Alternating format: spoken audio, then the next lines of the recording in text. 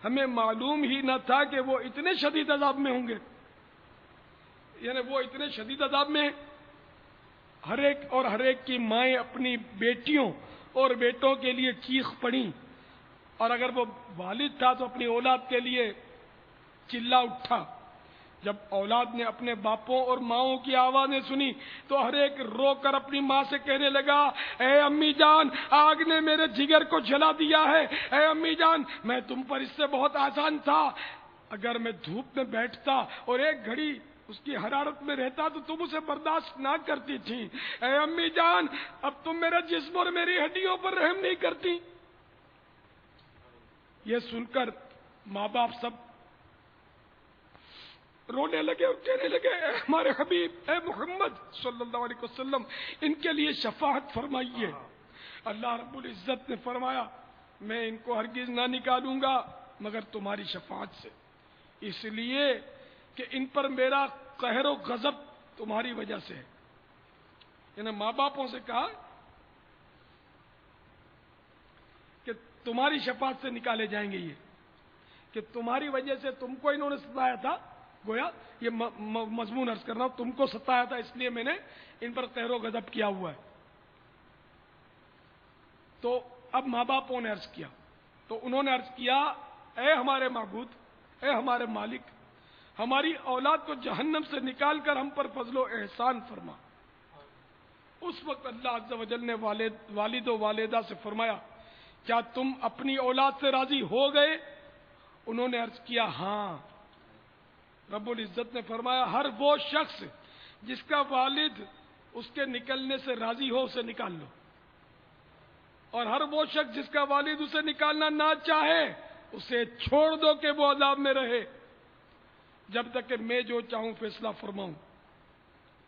تو انہوں نے ان کو نکال لیا، اور وہ صرف ہڈیوں کا ڈھانچہ تھے. پھر ان پر نہر الحیات کا پانی بہایا گیا، اور ان کے جسموں پر گوشت، چمڑی اور بال اگے، اور وہ جنت میں داخل ہوئے.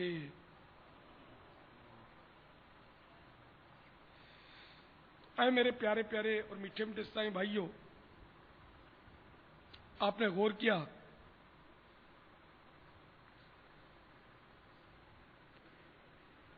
کہ کس قدر سخت عذاب سے دوچار تھے ماں باپ کے نافرمان، اور ماں باپ جب تک راضی نہ ہوئے وہ نکلے نہیں عذاب سے. تو دنیا میں راضی کر لو تاکہ اس عذاب کی نوبت ہی نہ آئے. چاہے آپ کو دنیا ساری آپ نے اکٹھی کر لی، آپ کے اربوں روپے آپ کے پاس ہے، اگر ماں باپ اس شرط پر راضی ہوتے کہ ساری دولت میرے قدموں میں ڈھیر کر تب معاف کریں گے، خدا کی قسم یہ سودا بھی مفت ہے، مفت، مہنگا ہی نہیں، مفت ہے.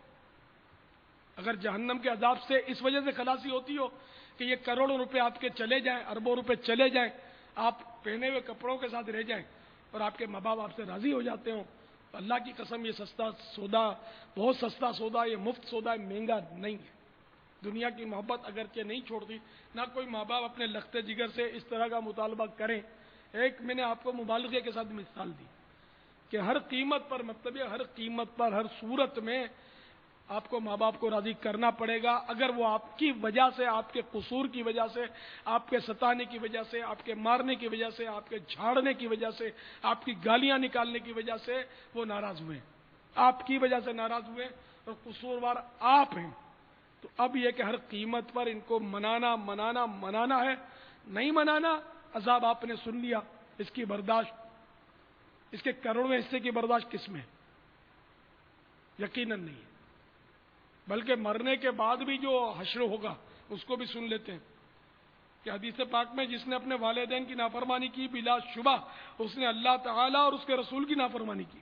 اور فرمایا والدین کے نافرمان کو جب اس کی قبر میں دفن کیا جاتا ہے تو قبر اسے دباتی ہے یہاں تک کہ اس کی پسلیاں ایک دوسرے میں پیوست ہو جاتی ہیں. اور قیامت کے دن جہنم میں لوگوں میں سب سے زیادہ عذاب 3 شخصوں کو ہوگا. نمبر 1 ماں باپ کا نافرمان، نمبر 2 زانی، نمبر 3 مشرک باللہ، اللہ کے ساتھ شرک کرنے والا.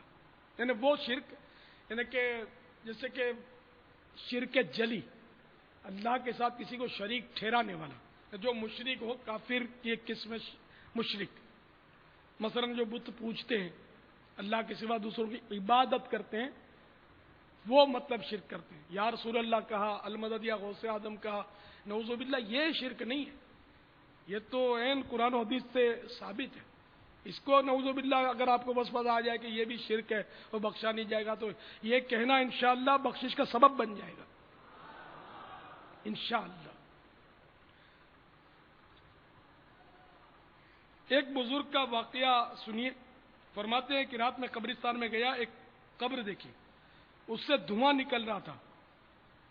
پھر میں نے اس طرف غور سے دیکھا تو وہ قبر شق ہوئی اور اس سے سیاہ فام عذاب کا فرشتہ یعنی نمودار ہوا، اور اس کے ہاتھ میں آگ کا گرز یعنی ہتھوڑا تھا، جو ایک گدھے کے سر پر اس سے مارتا تھا، اور وہ گدھا گدھے کی آواز میں چیختا تھا۔ اس کے بعد وہ گدھا آگ کی زنجیروں کے ساتھ باہر آ گیا۔ پھر عذاب کے فرشتے نے اسے قبر میں داخل کر دیا، اور وہ خود بھی اس کے پیچھے قبر میں چلا گیا، اور قبر کا شگاف قبر میں بند ہو گیا۔ میں یہ دیکھ کر متعجب ہوا اور فکر میں پڑ گیا۔ مجھے ایک عورت ملی، میں نے اس سے پوچھا کہ یہ کون ہے، تو اس نے بتایا کہ یہ شخص زانی اور شرابی تھا۔ اس کی ماں اس سے جھگڑتی تھی، اور اس نے اپنی ماں سے کہا ایسے چیخے جا جیسے گدھا چیختا ہے۔ ماں اس کو منع کرتی تھی، ڈانٹتی تھی، تو یہ بولتا تھا کہ ایسے چیخ چیخ چیخ جیسے گدھا چیختا ہے۔ جب یہ مر گیا تو اللہ عز و جل نے ماں کی گستاخی کی سزا کے طور پر اسے قبر میں گدھے کی صورت پر متشکل کر دیا، اور ہر رات عذاب کا فرشتہ اسے اس کی قبر سے نکالتا ہے اور گرج نے ہتھوڑا مار کر کہتا ہے اے گدھے چیخ، اور اسے زنجیر کے ساتھ گھسیٹ کر قبر سے نکالتا ہے، اور پھر اسے گھسیٹ کر قبر میں لے جاتا ہے۔ اس کے بعد قبر اس پر مل جاتی ہے، یعنی کہ وہ شگاف یا ہول جو بند ہو جاتا ہے۔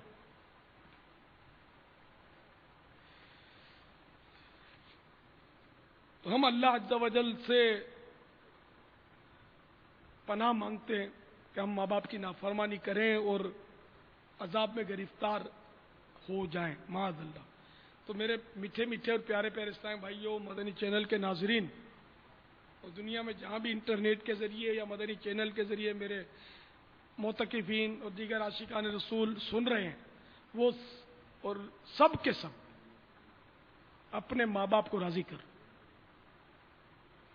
ان کے قدموں میں پڑ جاؤ، ان کو رو رو کے منا لو، مرنے سے پہلے منا لو، اپنی موت سے پہلے منا لو، ان کی وفات سے پہلے ان کو راضی کر لو، جلدی جلدی راضی کر دو، آج اور ابھی راضی کر لو۔ کہیں ایسا نہ ہو کہ آپ کے یہ اعتکاف، آپ کی نمازیں، روزے، یہ سب دھرے کے دھرے رہ جائیں اور ماں باپ کی نافرمانی کی وجہ سے جہنم کا عذاب نافذ ہو جائے۔ ہم پناہ مانگتے ہیں خدا کی قسم، ایک لمحے کے کروڑویں حصے کے لیے بھی جہنم کا عذاب برداشت نہیں ہو سکتا، نہیں ہو سکتا، نہیں ہو سکتا۔ اگر کوئی کہے کہ میں برداشت کر لوں گا جہنم کا عذاب، تو وہ کافر ہو جائے گا، ہمیشہ کے لیے بھی جہنمی ہو گیا اگر بغیر توبہ کے مرا۔ دل دکھانا چھوڑ دے ماں باپ کا،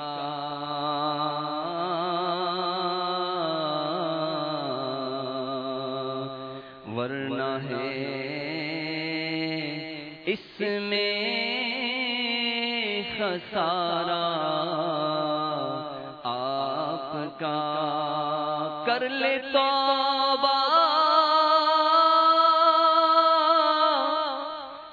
کر لے توبہ، رب کی رحمت ہے بڑی، قبر میں ورنہ سزا